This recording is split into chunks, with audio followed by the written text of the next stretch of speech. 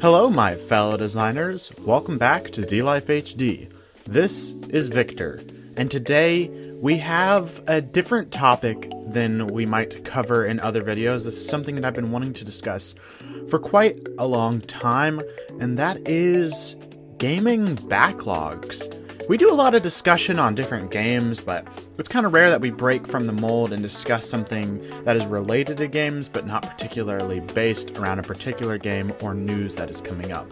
So without any further delay, let's jump right into it.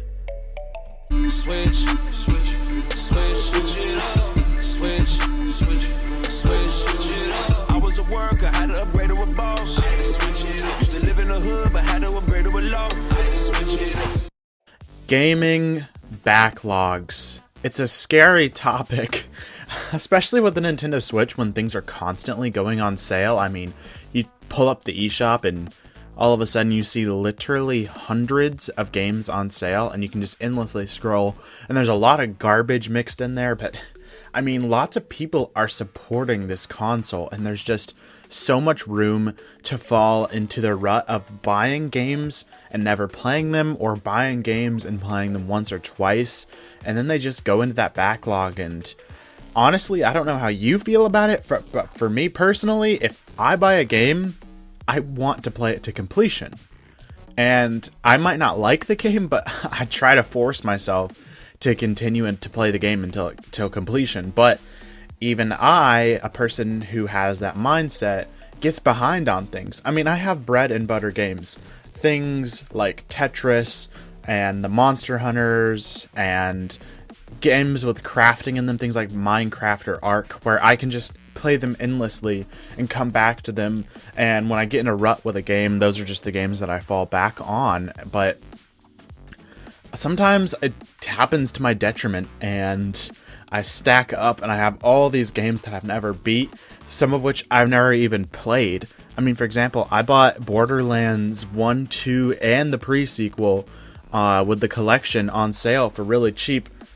I've never even touched them, and I know that's like hundreds of hours of gameplay if you really want to go out and collect everything, because it's a looter shooter. I mean, those games are built to draw you in, yet I've never even stepped foot into that world and tried them out.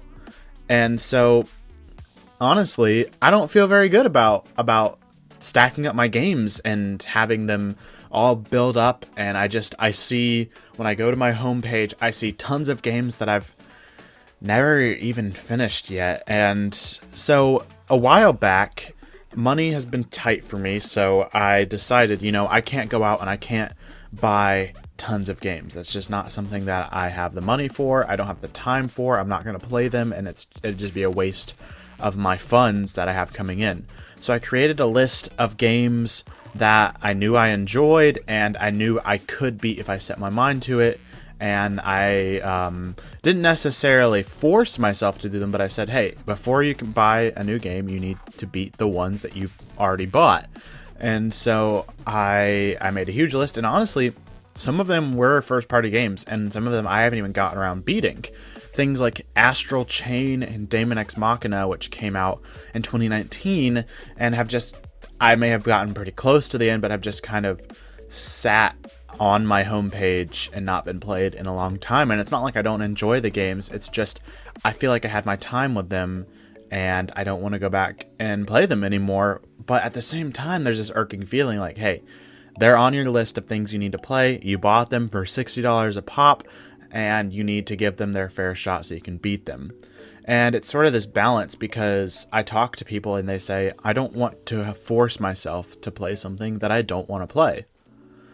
And I understand that, and that makes a lot of sense. Why play a game if it's not something that you're in the mood to play? And why would you force yourself to do something that you don't want to do? Because gaming is supposed to be, a way to unwind. It's completely for entertainment. It's not something like work.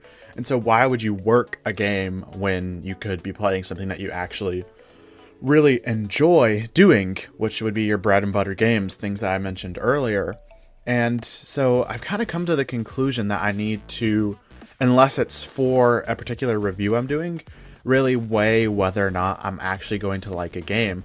And it makes it kind of hard to choose between the games, because I might see something that has elements that I might like, but if deep down I know, I'm not going to play this very long, I don't think I need to be buying them anymore. And that's a little bit sad because there's somewhat of an addictive nature to just buy all these games digitally on sale when they're down to like $5 to $15 down from like full price. I mean, that's just so tempting. Like, hey, I could have these games and maybe I'll be in the mood to play them one day.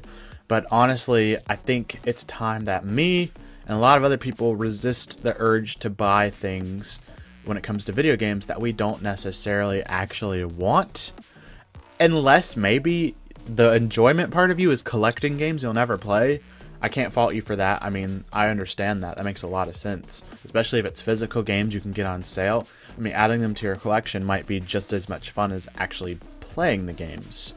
But going back to what I was saying earlier about actually making a list of things to complete, I would highly recommend this. Because within the past year, I've gotten through Xenoblade Chronicles, the Definitive Edition, and Dragon Quest 11 within a little over a year's period of time. And I didn't do a whole lot of the extra stuff. I did more so in the beginning of the game, but that's typically how I play JRPGs anyways. I just try to mainly focus on the story and do a few side quests here and there that will help me level up. And having that list saying, hey, I'm not going to go out and buy more games until I beat these big RPGs is extremely helpful. And I'm also about 10 to 15 hours into Tokyo Mirage Sessions, which is another JRPG, and it just feels really good to have this list of games that I need to complete and get through them and say, all right, well, now I feel good about playing the games that I actually want to really play because I've gone back and completed these games. Now, I guess the exception was Xenoblade and Dragon Quest are two games that I absolutely love. I thought they were fantastic, and I really enjoyed playing through them, but there were certain ruts I hit in both of them, like all JRPGs, where I was thinking, I just don't want to play this right now. And I've kind of hit the same place with Tokyo Mirage Sessions. Overall, I think it's a phenomenal game. I really enjoyed the combat, but I've come and hit a rock wall where I'm just not wanting to really play it right now. But I think I just need to streamline it and just get to the end and check it off, because it'd be another one off of my list. And I recommend this to other people. If you have similar feelings to me where you might not necessarily really want to play games, or particular games, but you know that they're on your backlog and you need to complete them, and to feel good about, buying a game and completing it, do it. Make this list that I just mentioned, because I have it on my phone, and every single time I get to check another game off, it feels so good. And a lot of times I'm already more than halfway through these games anyway. Like another one was Hollow Knight. I loved Hollow Knight so much, but I got to a boss towards the end of the game that just really made me stuck, and I gave up on it. But then I came back because I had it on my list, I need to complete Hollow Knight. And I got through the game, and it felt so good to have that checked off my list, because not only was it a game that I actually really loved, but now I had completed it, and I didn't have to worry about feeling bad to see it on my home screen uncompleted. And there are a number of other ones that I still need to complete. Not to say that I, am this perfect person that goes and beats every single game that I have, but I know that Monster Hunter Rise is coming out. I've been talking about that a lot. If you haven't picked up on it, I love that franchise. And I just know that as soon as that comes out, it's going to be a long time before I play any other games. But, that's kind of the joy of a release. Something that you really, really are looking forward to is that you can break away from those other games and enjoy it. And that's part of the process, is I've been clearing out these games, waiting for Monster Hunter to come out. And I can feel really good about going in and spending hundreds of hours on one game, because I've already gone back and cleared the games that have come before them and that I've already bought. Alright guys, thanks for watching. Let us know in the comments down below what you thought of this video. We love talking to you guys. Remember to like and subscribe for more videos like these. Lastly, check out our Twitter account for gameplay on the latest releases. But most importantly, remember to stay one up.